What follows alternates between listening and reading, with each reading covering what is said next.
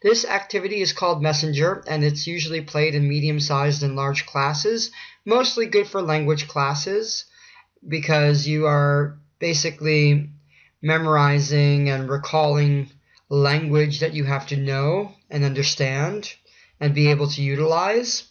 So it's really good for like English classes, Spanish, French, any of the Romance languages, but really any language that you might have an interest in or that you're studying or that you're teaching.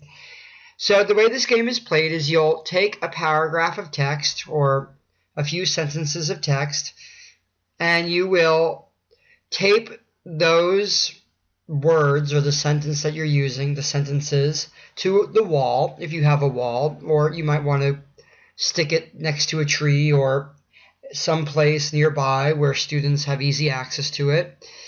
And you'll do this for copies of the text, so you'll place multiple copies all around the area where you're teaching, and then you'll divide the groups of students into threes usually, and you'll assign each student with a role.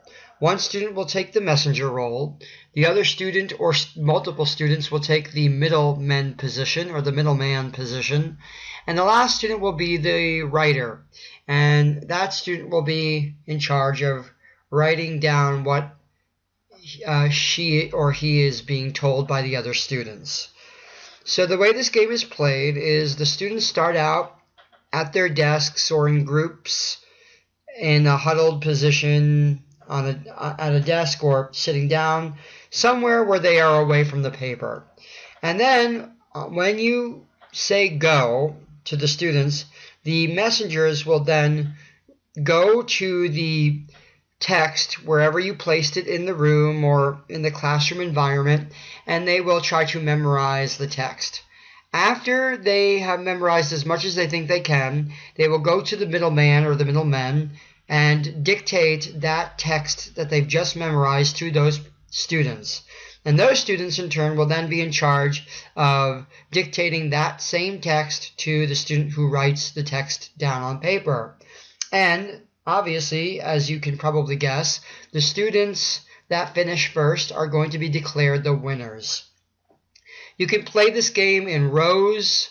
You can play this game in a large circle. You can have the whole class play telephone and provide the message around in a large circle till the last student then is in charge of repeating what he or she was told and then fact-checking against what you originally said. Or you can play this in groups as I've just suggested in the initial portion of this episode. So this messenger game is very flexible and it is very dynamic, like many of the activities and games that I've given in previous episodes. And it's good for students to practice their listening skills and their memorization skills, and also their ability to take direction, as explaining a game like this could be quite involved if the students haven't played this game for the first time. So it's something you definitely want to consider and be prepared for. So this activity is, like I said, really good for language classes, and it's good for just reviewing material that you've gone over and material that you think is accessible enough for the students that they can easily grasp what they're reading and listening to and basically repeat back or say back what they've memorized or heard. So it's one of those kind of activities that you can give at the end of an exam period or even before, or it could be a very good end of the year activity to give to your students. So it has many places within the curriculum. So I do encourage you to experiment with this activity. Bye for now.